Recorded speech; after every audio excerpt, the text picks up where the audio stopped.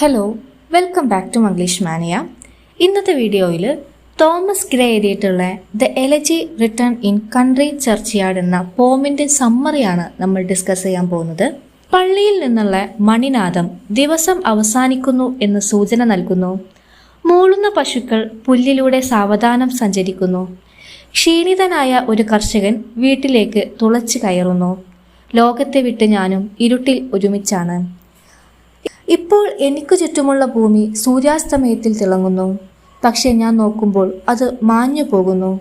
പറക്കുന്ന ചീവീടിൻ്റെ മുഴക്കവും ആട്ടിൻ മണികളുടെ മുഴക്കവും കൂടാതെ അവരുടെ ഉറക്ക സമയത്തെ സംഗീതം പോലെയുള്ള ഗൗരവമായ നിശ്ചലത അന്തരീക്ഷത്തിൽ തൂങ്ങിക്കിടക്കുന്നു. ഐവി കൊണ്ട് പൊതിഞ്ഞ ആ ഗോപുരത്തിൽ നിന്ന് വായു ഇപ്പോഴും അകലെയാണ്.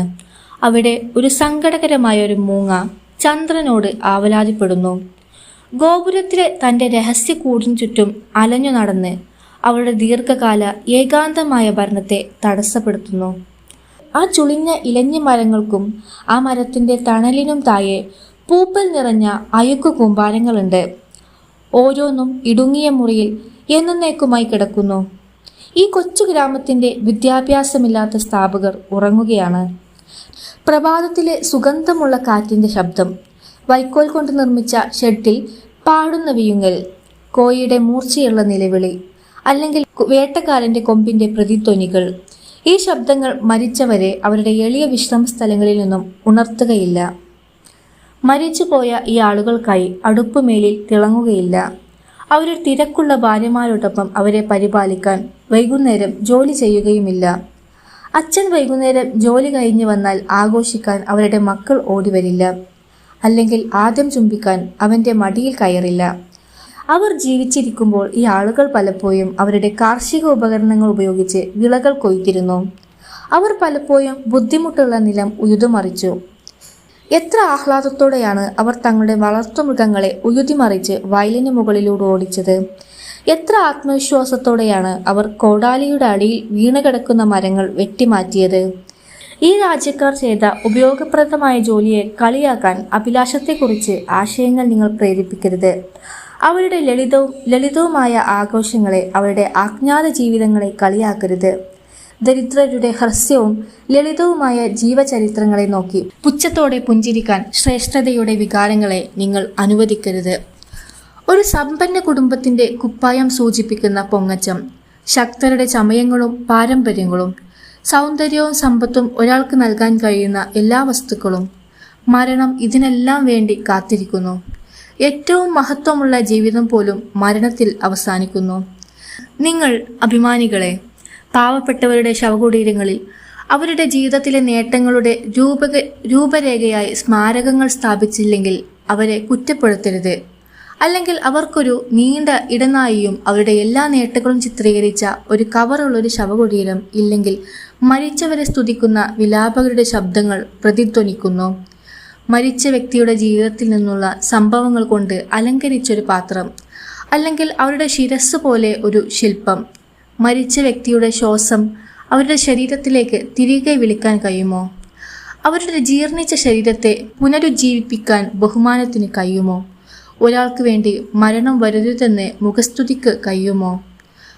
ഒരു കാലത്ത് സ്വർഗീയ തീയിൽ ആവേശത്തോടെ നിറഞ്ഞിരുന്ന ഒരാളെ ഈ വൃത്തിഹീനമായ മണ്ണിൽ കുഴിച്ചിട്ടിരിക്കാം. ഒരു സാമ്രാജ്യം ഭരിക്കാനോ സംഗീതത്തെയും കവിതയെയും പുതിയ ഉയരങ്ങളിൽ എത്തിക്കാൻ കഴിയുമായിരുന്ന ആരെങ്കിലും ഇവിടെ അടക്കം ചെയ്യപ്പെട്ടിരിക്കാം. എന്നാൽ അവർക്ക് വായിക്കാനോ വിദ്യാഭ്യാസം നേടാനോ കഴിഞ്ഞില്ല. അതായത് അവർക്ക് ചരിത്രത്തെക്കുറിച്ച് പഠിക്കാൻ കഴിഞ്ഞില്ല. തണുത്ത ദാരിദ്ര്യം അവരുടെ പ്രചോദനത്തെ തടഞ്ഞു നിർത്തുകയും അവരുടെ മനസ്സിൽ സൃഷ്ടിപരമായ ഭാഗങ്ങളെ മരവിപ്പിക്കുകയും ചെയ്തു. അതിമനോഹരമായ പ്രകാശം നൽകുന്ന പല രത്നങ്ങളും സമുദായത്തിലെ ഇരുണ്ട പര്യവേക്ഷണം ചെയ്യാത്ത ഗുഹകളിൽ കുഴിച്ചിട്ടിരിക്കുന്നു. ആളൊഴിഞ്ഞ സ്ഥലത്ത് സൗന്ദര്യവും ഗന്ധവും പായാക്കി ആരും കാണാത്ത തരത്തിൽ നിരവധി പൂക്കൾ വിരിയുന്നു. ഇവിടുത്തെ ചില ഗ്രാമീണർക്ക് ജോൺ ഹാംപ്ടൺ എന്ന രാഷ്ട്രീയക്കാരനെ പോലെയായിരുന്നു. വളരെ ചെറിയ തോതിലുള്ളതൊഴിച്ചാൽ താൻ ചെയ്ത ജോലി വയലുകളുടെ ഉടമയായ ഭൂവുടമയ്ക്കെതിരെ നിർഭയമായി നിലകൊള്ളുന്നു. ഇവിടെ ഒരാൾ നിശബ്ദനായ പ്രശസ്തിയില്ലാത്ത ജോൺ മിൽട്ടൺ ആയിരുന്നേക്കാം. കാരണം അവൻ ഒരിക്കലും എഴുതാൻ പഠിച്ചിട്ടില്ല. ഇംഗ്ലീഷ് സ്വേച്ഛാധിപതി ഒലിവർ ക്രോംവെല്ലിനെ പോലെ ഒരാൾക്ക് കഴിയുമായിരുന്നു. പക്ഷെ അവൻ ദരിദ്രനും ശക്തിയില്ലാത്തവനുമായതിനാൽ ക്രോംവെൽ ചെയ്ത എല്ലാ ഇംഗ്ലീഷുകാരെയും നിഷ്കരുണം കൊല്ലാൻ അദ്ദേഹത്തിന് ഒരിക്കലും അവസരം ലഭിച്ചില്ല. സെനറ്റ് നിങ്ങളെ അഭിനന്ദിക്കാനുള്ള കഴിവ്, കഷ്ടപ്പാടുകളെയും തോൽവികളെയും അപകടങ്ങളെയും പരിഹസിക്കാനുള്ള കഴിവ്, സന്തുഷ്ടമായ രാജ്യത്തിനുടനീളം സമ്പത്ത് വ്യാപിക്കാനുള്ള അവസരം, ഒരാളുടെ ജീവചരിത്രം ഒരു രാജ്യമാകെ പ്രതിഫലിക്കുന്ന തരത്തിൽ സ്വാധീനമുള്ള ഒരു ജീവിതം നയിക്കാനുള്ള അവസരം. ഇക്കൂട്ടരുടെ ദാരിദ്ര്യമാണ് ഇതെല്ലാം തടഞ്ഞത്. ദാരിദ്ര്യം അവരുടെ കഴിവുകൾ വികസിപ്പിക്കുന്നതിൽ നിന്നും തടയുക മാത്രമല്ല, ഒരു അതിക്രമം ചെയ്യുന്നതിൽ നിന്നും അവരെ തടയുകയും ചെയ്തു. അധികാരം നേടുന്നതിനായി എണ്ണമറ്റ ആളുകളെ കൊല്ലുന്നതിൽ നിന്ന് അത് അവരെ തടഞ്ഞു. ഈ പ്രക്രിയയിൽ ഏതെങ്കിലും മനുഷ്യാവകാശ ബോധം ഉപേക്ഷിക്കുന്നു.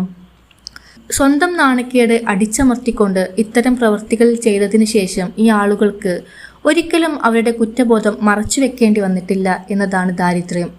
ദൈവങ്ങളെ കവിത കൊണ്ട് ബഹുമാനിക്കുന്നത് പോലെ അവർ ഒരിക്കലും ധനികരെയും അഭിമാനികളെയും ബഹുമാനിക്കേണ്ടി വന്നില്ല. സമ്പന്നരുടെയും ശക്തരുടെയും ഭ്രാന്തമായ അധാർമിക സംഘർഷങ്ങളിൽ നിന്ന് വളരെ അകലെ ഈ ദരിദ്രർക്ക് ലളിതവും ഗൗരവമേറിയതുമായ ആഗ്രഹങ്ങൾ മാത്രമേ ഉണ്ടായിരുന്നുള്ളൂ. ജീവിതത്തിന്റെ ശാന്തവും ഒറ്റപ്പെട്ടതുമായ ഈ താഴ്വരയിൽ അവർ തങ്ങളുടെ സ്വസ്ഥമായ വഴികൾ ഉറച്ചു നിന്നു. എന്നിട്ടും ഈ പാവങ്ങളുടെ അസ്ഥികളെ പോലും അനാദരവുകളിൽ നിന്നും സംരക്ഷിക്കാൻ സമീപത്തൊരു തുച്ഛമായ സ്മാരകം പണിതിരിക്കുന്നു. അതിൽ മോശമായി എഴുതിയ ശ്ലോകങ്ങളും മോശമായി നിർമ്മിച്ച ശില്പങ്ങളുമുണ്ട്. പക്ഷേ ഇതിപ്പോഴും കടന്നുപോകുന്ന സന്ദർശകരെ നെടുവീർപ്പിടിപ്പിക്കുന്നു. ഈ ആളുകളുടെ പേരുകൾ, അവർ ജീവിച്ചിരുന്ന വർഷങ്ങൾ എല്ലാം നിരക്ഷരനായ ഒരാൾ കൊത്തിയെടുത്തതാണ്. പ്രശസ്തിയുടെ ഒരു നീണ്ട അനുസ്മരണത്തിന്റെ സ്ഥാനത്ത് നിൽക്കുന്നു. ബൈബിളിൽ നിന്നുള്ള ചില ഉദ്ധരണികൾ ശ്മശാനത്തിനു ചുറ്റും ചിതറിക്കിടക്കുന്നു. ശുദ്ധീകരിക്കപ്പെടാത്ത എന്നാൽ നല്ല ഹൃദയമുള്ള ആളുകളെ എങ്ങനെ മരിക്കണമെന്ന് പഠിപ്പിക്കുന്ന ഉദ്ധരണികൾ. എല്ലാത്തിനുമുപരി മരണശേഷം തങ്ങൾ മറക്കപ്പെടുമെന്ന് നന്നായി അറിയാമായിരുന്നിട്ടും എങ്ങനെയുള്ള വ്യക്തിയാണ് എപ്പോഴെങ്കിലും ഈ സുഖകരവും വിഷമകരവുമായ ജീവിതം ഉപേക്ഷിച്ചത്? എപ്പോഴെങ്കിലും സന്തോഷകരമായ ഒരു ദിവസത്തിന്റെ ചൂടുള്ള പ്രദേശങ്ങൾ ഉപേക്ഷിച്ചു, തിരിഞ്ഞു നോക്കാതെ അല്പം കൂടി താമസിക്കാൻ ആഗ്രഹിക്കാതെ? മരണാസന്നനായ ഒരു വ്യക്തി തന്റെ നെഞ്ചിൽ ചാരിയെ ഏതടുത്ത സുഹൃത്തിന്റെ ഹൃദയത്തെ ആശ്രയിക്കുന്നു. അവർ മരിക്കുമ്പോൾ ആദരവോടെ കണ്ണുനീർ പൊയ്ക്കാൻ ആ വ്യക്തിക്ക് ആവശ്യമാണ്. ശവകുടീരത്തിൽ നിന്ന് പോലും പ്രകൃതി നിലവിളിക്കുന്നു. നമ്മുടെ മൃതദേഹങ്ങളിൽ പോലും പാവങ്ങളുടെ പതിവ് വികാരങ്ങൾ ഇപ്പോഴും ജ്വലിക്കുന്നു. അജ്ഞാതരായി മരിച്ചവരെ കുറിച്ച് ചിന്തിച്ചു കൊണ്ടിരിക്കുന്ന താങ്കൾ അവരുടെ നിഷ്കളങ്കമായ കഥയാണ് ഈ കവിതയിൽ പറയുന്നത്. ആകസ്മികമായി ഏകാന്തമായി ചിന്തകൾ നിമിത്തം നിങ്ങളുടെ സാമ്യമുള്ള ആരെങ്കിലും നിങ്ങൾക്ക് എന്താണ് സംഭവിച്ചത് എന്ന് ചോദിക്കുകയാണെങ്കിൽ ഒരു പക്ഷേ ഭാഗ്യവശാൽ ചില പഴയ ഗ്രാമീണർ അവർക്ക് ഉത്തരം നൽകും. ഞങ്ങൾ അവനെ സൂര്യോദയ സമയത്ത് ഒരുപാട് കണ്ടു. പട്ടണത്തിലെ ഉയർന്ന വയലുകളിൽ നിന്ന് സൂര്യനെ കാണാൻ പോകുമ്പോൾ പുല്ലിൽ നിന്നുള്ള മഞ്ഞു തൂത്തുവാരുന്നത് അവൻ്റെ പെട്ടെന്നുള്ള കാൽപ്പാടുകളെയായിരുന്നു. അവിടെ പയകിയ നനഞ്ഞ വേരുകളും ഉയർന്ന് പിണഞ്ഞു കിടക്കുന്ന ശിഖിരങ്ങളുമുള്ള ആടുന്ന ബീച്ച് മരത്തിൻ ചുവട്ടിൽ അവൻ ഉച്ചയൂണും കിടന്നുറങ്ങി. അടുത്തുള്ള തോട്ടിലേക്ക് നോക്കി ക്ഷീണിച്ച ശരീരം നീട്ടി. അവിടെയുള്ള ആ കാടിനോട് ചേർന്ന് വിയോജിപ്പോടെ പുഞ്ചിരി കൊണ്ടും തൻ്റെ ദുശാഠ്യമായ സങ്കല്പങ്ങളെക്കുറിച്ചും സ്വയം സംസാരിച്ചുകൊണ്ടും അവൻ പര്യവേക്ഷണം ചെയ്യുമായിരുന്നു. ചിലപ്പോൾ ഒരു ദയനീയ വ്യക്തിയെപ്പോലെ സങ്കടത്തോടെയും വിളറിയവനായും ചില സമയങ്ങളിൽ വിഷമിച്ചും ആവശ്യപ്പെടാത്ത സ്നേഹത്താൽ അസ്വസ്ഥനാകും. ഒരു സുപ്രഭാതത്തിൽ അവൻ്റെ പതിവ് കുന്നിൽ ഞാൻ അവനെ കണ്ടില്ല. പരുക്കൻ വയലുകൾക്കും അവൻ്റെ പ്രിയപ്പെട്ട മരത്തിനും സമീപം മറ്റൊരു പ്രഭാതം വന്നു. ഞാൻ അവനെ തോട്ടിലോ വയലിലോ കാടിലോ കണ്ടില്ല. 3-ാം ദിവസം രാവിലെ ശവസംസ്കാര ഗാനങ്ങളും ഒരു ഘോഷയാത്രയുമായി അവനെ പള്ളിയിലേക്കുള്ള പാതയിലൂടെ സാവധാനം കൊണ്ടുപോകുന്നതാണ് ഞാൻ കണ്ടത്.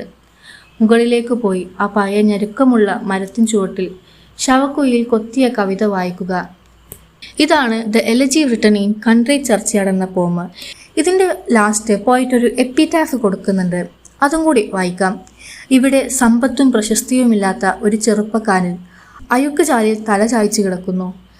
സാധാരണക്കാരനായി ജനിച്ചതിനാൽ അദ്ദേഹത്തിന് വിദ്യാഭ്യാസമില്ലായിരുന്നു. അവൻ്റെ ജീവിതം ദുഃഖത്താൽ നിർവചിക്കപ്പെട്ടു. എന്നിരുന്നാലും അദ്ദേഹത്തിന് മികച്ച സമ്മാനങ്ങളും ആത്മാർത്ഥമായ മനസ്സുമുണ്ടായിരുന്നു. ഈ സമ്മാനങ്ങൾക്കും അവൻ്റെ കഷ്ടപ്പാടുകൾക്കും സ്വർഗം അവന് ധാരാളം പ്രതിഫലം നൽകി. കണ്ണീർ മാത്രമായ തൻ്റെ ദുരിതത്തിന് തനിക്കുള്ളതെല്ലാം നൽകി. പകരമായി അവൻ ആഗ്രഹിച്ച ഒരേ ഒരു കാര്യം സ്വർഗം അവന് നൽകി, ഒരു സുഹൃത്ത്. അവൻ്റെ ശക്തികളെയും സമ്മാനങ്ങളെയും കുറിച്ച് സംസാരിക്കാനോ അവൻ്റെ ബലഹീനത മരിച്ചവരിൽ നിന്നും തിരികെ കൊണ്ടുവരാനോ ഇനി ശ്രമിക്കരുത്. അവൻ്റെ ശക്തിയും ദൗർബല്യവും ശവക്കുഴിയിൽ പ്രതീക്ഷയുടെ വിറയലിലാണ്. അവൻ ഇപ്പോൾ തൻ്റെ പിതാവായ ദൈവത്തോടൊപ്പമാണ്. ഈ ഒരു എപ്പിറ്റാഫോട് കൂടിയിട്ടാണ് ഈ ഒരു പോം അവസാനിക്കുന്നത്. സോ നിങ്ങൾക്ക് ഈ വീഡിയോ ഇഷ്ടമായി എന്ന് വിചാരിക്കുന്നു. Thanks for watching Manglish മാനിയ.